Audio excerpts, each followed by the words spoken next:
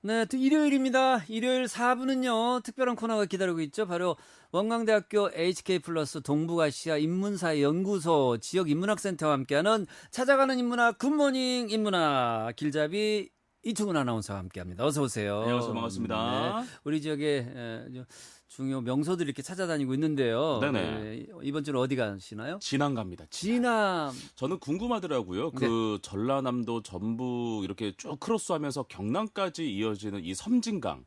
이 섬진강의 최초 출발점은 과연 어디일까?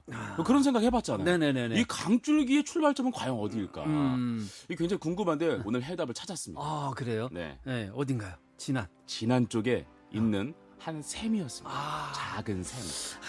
어딘지 알겠어요. 예, 누군가 그 샘 이름으로 책도 출간하고 그랬었는데. 아, 그래요? 예, 찾아가겠습니다. 굿모닝 인문학 진안으로 갑니다.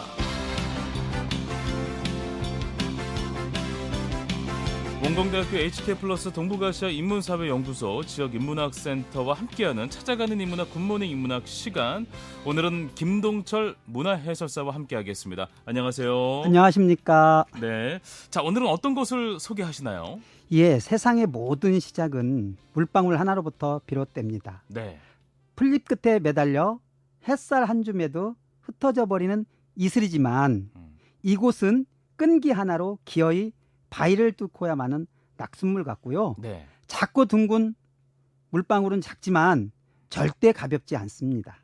그런 힘으로 세상에 태어났습니다.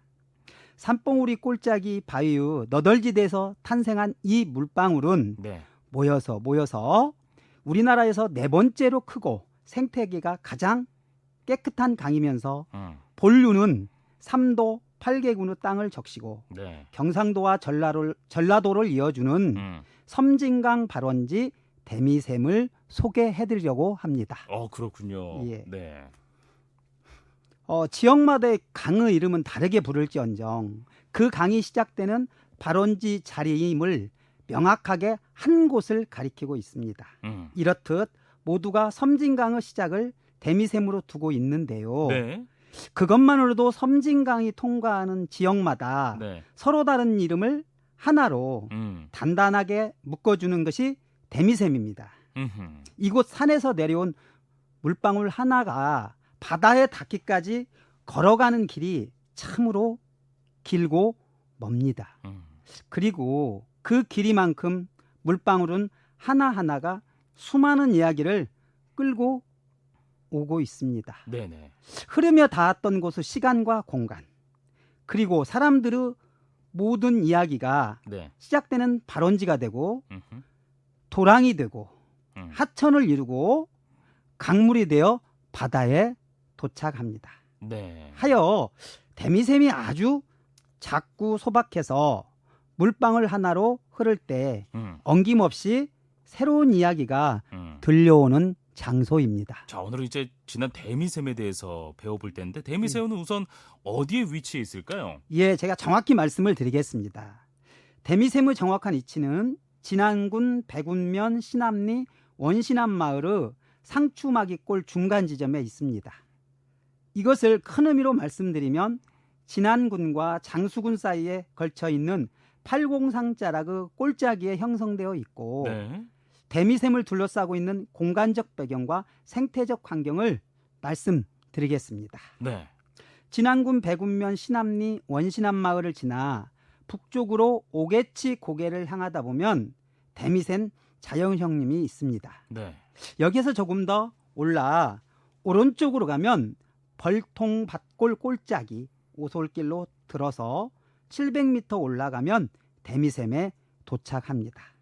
또 대미샘 위쪽으로는 금호남 정맥길이 있고요. 네. 정맥길 마루에 천상대미가 있습니다. 천상대미 주변에서 시작한 작은 물방울은 바위와 돌더미로 형성된 너덜지대 아래로 흘러 대미샘에 모여듭니다. 이곳은 단풍나무와 산죽으로 둘러싸인 대미샘 주변은 널찍한 너덜지대입니다. 대미샘은 샘물의 규모가 한 평 이하로 아주 작으며 굉장히 작네요. 아주 작죠. 예, 작지만 크다는 말씀을 드려보겠습니다. 주변의 석축과 표지석 2기를 합쳐도 3평 정도의 면적입니다. 세무 옆에 세워진 비석에는 섬진강 발원샘이라고 적혀 있으며 네.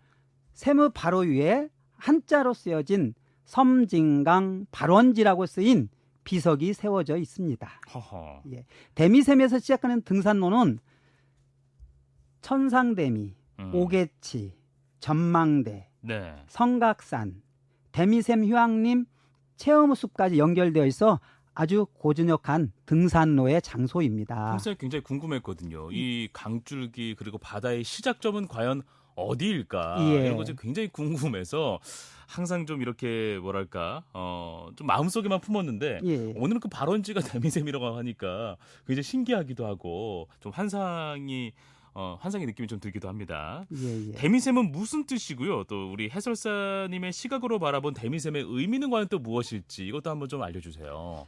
지난 사람 입장에서 네. 지역 사람으로서 한번 말씀을 드려보겠습니다. 대미샘의 대미라는 말은 더미, 쉽게 말해서 흙더미, 거름더미를 가리키는 작은 봉우리라는 뜻이에요. 네.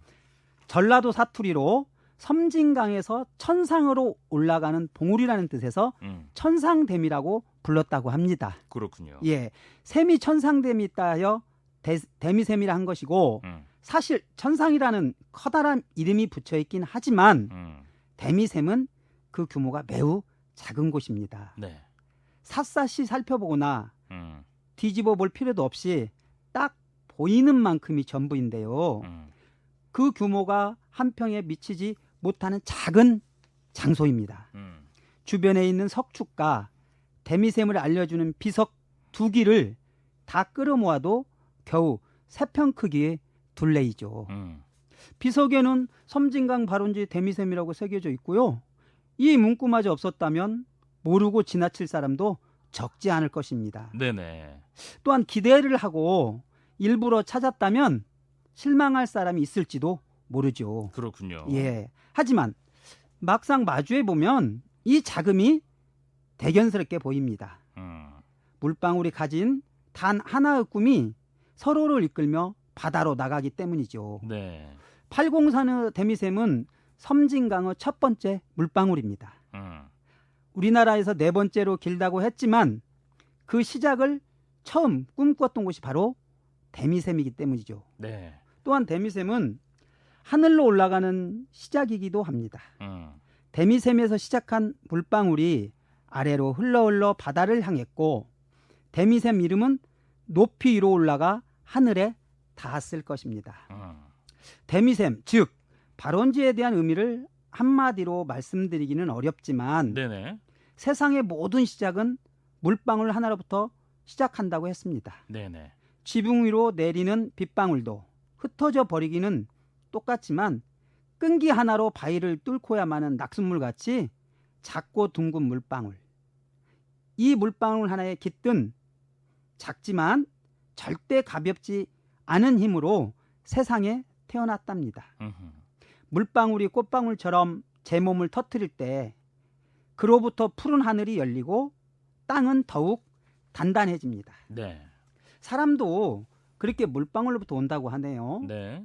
어머니의 따뜻한 양수에 우리는 10달 푹 잠겨 있다가 맑은 얼굴을 하고 물방울이 되어 태어납니다. 네네.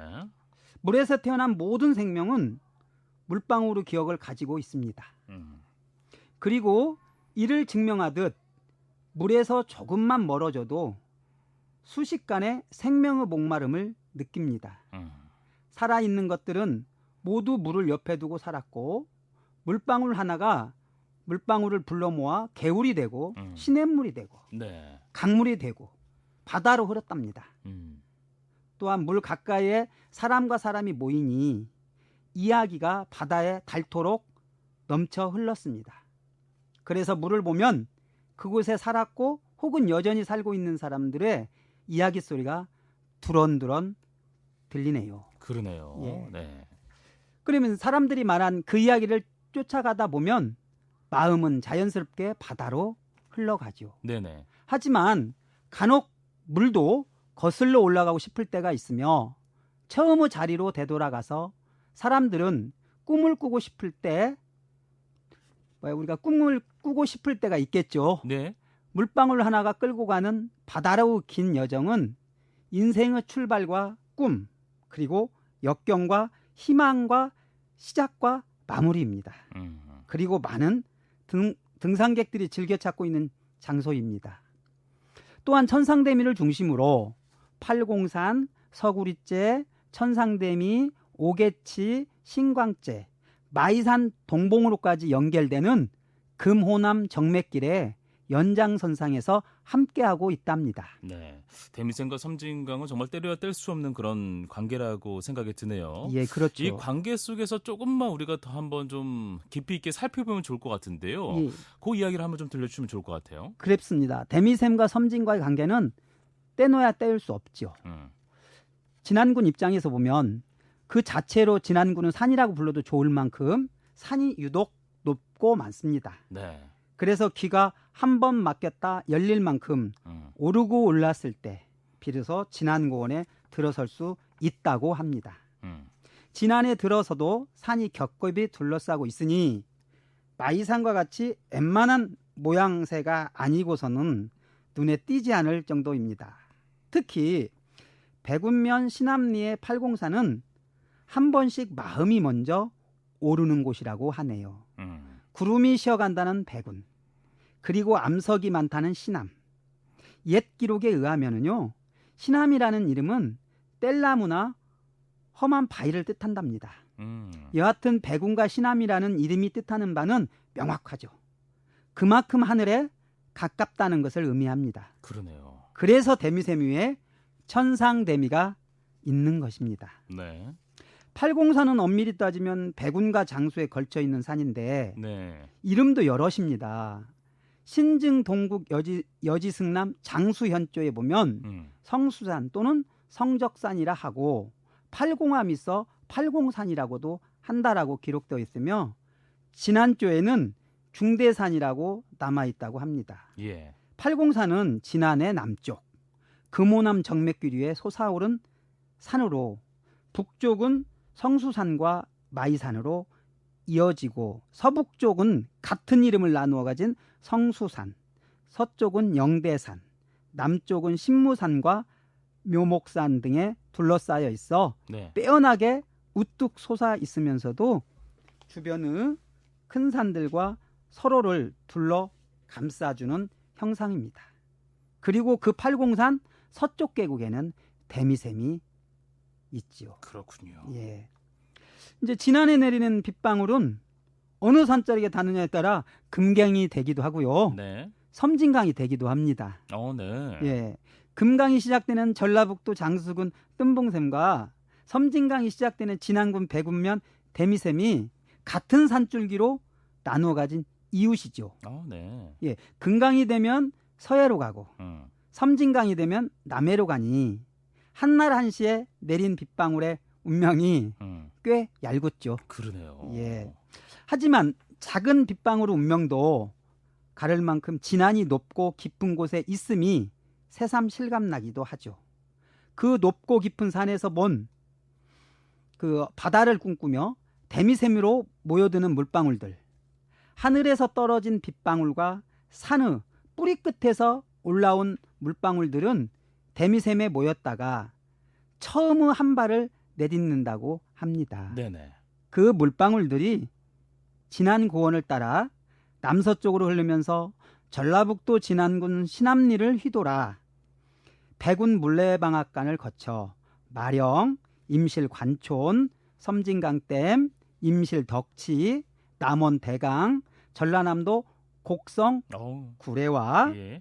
또한 경상남도 하동읍 그리고 광양만에 이르게 됩니다. 네.